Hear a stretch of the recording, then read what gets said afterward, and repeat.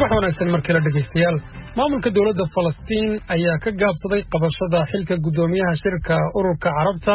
ee 6 bilood ee soo socda sidaasi waxaa sheegay wasiirka arrimaha dibadda ee Falastiin Riyad al-Maliki isagoo ku tilmaamay heshiisyada ay dalalka Carabta sida Imaaraadka iyo Bahrayn ay la galeen Israa'iil in sharaf dhac weyn uu ku yahay go'aankii diidayay in heshiis rasmi ah ay Carabtu la gasho Israa'iil inta aan la helin xal waara oo lagu xalliyo ismaandhaafka labada dhinac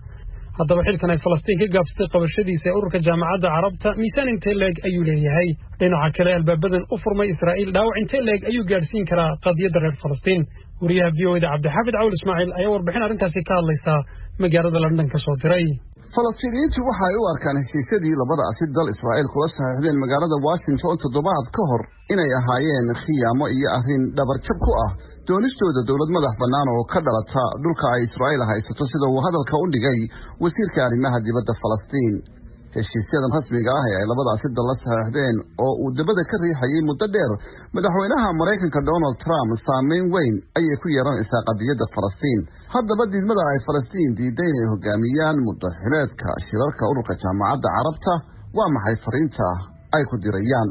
su'aashaasi waxaa ka jawaabaya Cabdiraxmaan Xadaan oo degan London kana faalooda arrimaha Carabta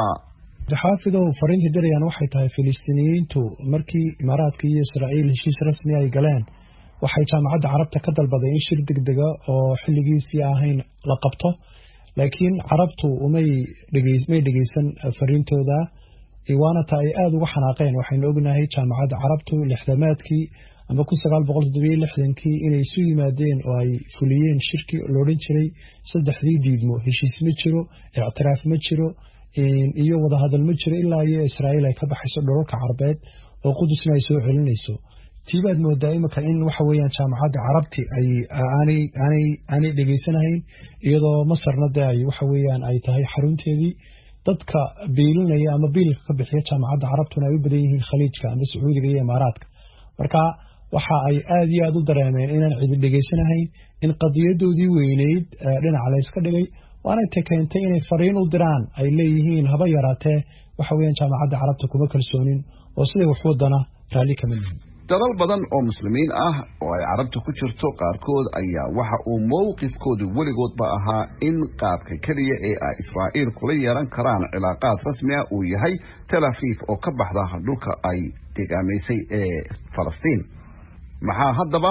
iminka isbedelay Maxamed Caalim waxa uu degan yahay magaalada Helsinki ee dalka Finland waxaanu ka faaloodaa arrimaha caalamka su'aashaasi ayuu ka jawaabayaa in mowqifkii ururada jaamacadda Carabta ama qoomiyadda Carbeed uu isbedelo waxa keentay markii ururka sameysteen 1945 wixii ka dambeeyay colaad dheer baa dhex martay iyaga Israa'iil dagaalo badan baa dhex maray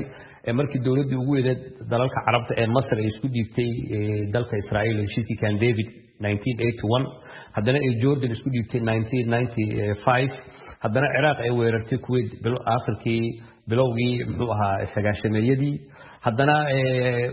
wadamada dad Carbeed ee weerareen Mareykanka oo 11 September ay ka dhacday haddana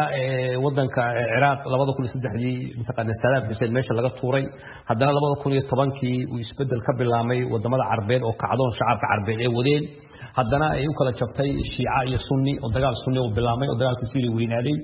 oo Libiya meesha laga saaray oo Yemen laga saaray arrimahaas oo dhan baa keenaya inuu intaqana burburay midnimadii Carbeed taas baa keenaysa in intaqana qowlkii Falastiin looga baxay marka taas baa keenaysa in Israa'iil isku dhiibo qaar ka mid ah warbaahinta Mareykanka ayaa waxa ay daabaceen inuu khilaaf soo kala dhaxgalay boqorka dalka Sacuudiga Salman bin Abdulaziz Al Saud iyo wiilkiisa sugaya dhaxalka boqortooyada Mohammed Salman bin Abdulaziz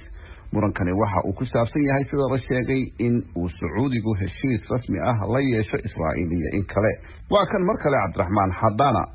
oo inoo iftiimiya khilaafkaasi والله horta khilaafka jaraa'idku ay sheegeen ilaa iyo hadda dawladda Sacuudigu kama jawaabin laakiin hadduu soo baxo waxa ay u ekaanaysaa in khilaafka u dhaxeeya in boqorka iyo inankiisa dhaxal sugaha Maxamed ay u badinayso in odaguna duu taariikh badan runtii uu ogaa wax badan uu soo joogay oo ay kamid ahayd 2002 markii boqorkii isaga ka horeeyay walaalaha ahaayeen waxa weeyaan Malik Abdullah uu soo jeediyay in Israa'iil ay heshiis rasmi ah la galayaan hadii shuruudaha ugu horeeya ay fuliyaan oo ah in dhulka Carbeedna ay ka baxaan oo 76 ay qabsadeen isla markaasina ay tahay inay joojiyaan dagaalada ay ku wadaan dhulka wax weeyaan Filistiiniyiinta laakiin imika sida muuqata Mohammed Salman iyo Mohammed Zayed oo Imaaraadka isaguna maamula waxa ay u egtahay in iyagu ay ka aragti duwan yihiin odayaashii hore ee inta soo waday Sacuudiga iyo Khaliijka iyo Imaaraadka oo ay leeyihiin Iran ayay nagaga xun markaas Israa'iil marka waynan u hub urursano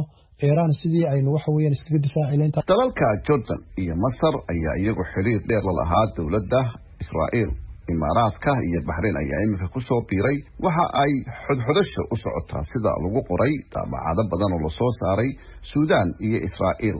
waxaana la aaminsan yahay in Imaaraadku uu hawshaasi u geesbaristay aad iyo aad buu mahadsan yahay Cabdi Xaafid Cawl Ismaaciil oo warbixintaasi inala socodsiinayay